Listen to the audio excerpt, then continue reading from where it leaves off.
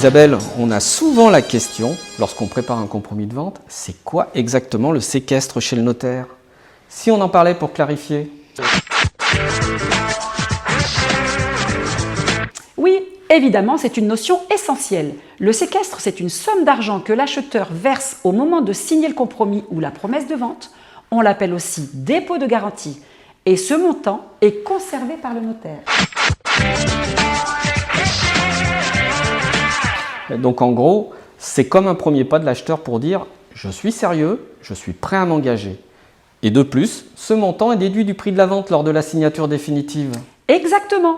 Ce n'est pas encore le paiement de la maison, mais c'est un gage de bonne foi, mais également une sécurité pour le vendeur. Et on parle de combien en général? Parce que parfois, les gens ont peur que ça soit des sommes énormes. En général, c'est entre 5 et 10% du montant du prix de vente. Par exemple, pour un bien à 200 000 €, on est souvent autour de 10 000 €.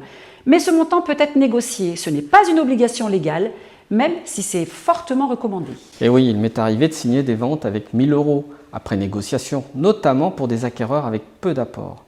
Et ce montant-là, il va directement au vendeur? Mais non, surtout pas. Il est bloqué sur le compte séquestre du notaire. C'est un compte sécurisé prévu uniquement pour ce genre de transaction. Ah ben, c'est parfait. Et maintenant, imaginons que l'acheteur se rétracte. Qu'est-ce qui se passe pour le séquestre? Très bonne question, Fabien. L'acheteur bénéficie d'un délai de rétractation de 10 jours après la signature du compromis. Pendant ce temps-là, il peut changer d'avis sans justification et récupérer l'intégralité du séquestre. Et après les 10 jours? Après, on entre dans le cadre des choses de la clause suspensive. Typiquement, si l'acheteur n'obtient pas son prêt immobilier, malgré une demande sérieuse, il peut aussi se retirer et récupérer son argent.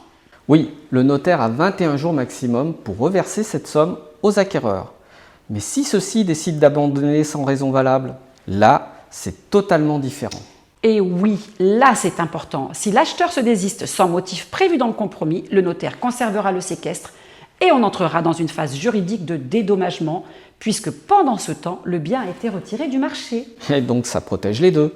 Le vendeur parce qu'il sait que l'acheteur est engagé et l'acheteur parce que tout est cadré juridiquement. Exactement. Et le notaire joue un rôle central dans tout ça. Il sécurise la somme, il veille à ce que tout soit conforme au compromis et il libère le séquestre au moment de l'acte définitif en le déduisant du prix total. Donc, si je dois résumer en une phrase, le séquestre, c'est un acompte bloqué chez le notaire pour sécuriser la vente, mais qui reste récupérable si le processus est respecté. C'est exactement ça. Eh bien, merci Isabelle. Je pense que ça va aider pas mal de monde à y voir plus clair. Mais avec plaisir. Et si vous avez d'autres questions sur le processus de vente, on peut en parler dans une prochaine vidéo. N'hésitez pas à poser vos questions en commentaire et on vous répondra. Et si cette vidéo vous a plu, abonnez-vous pour ne rien rater et merci de liker. À très bientôt.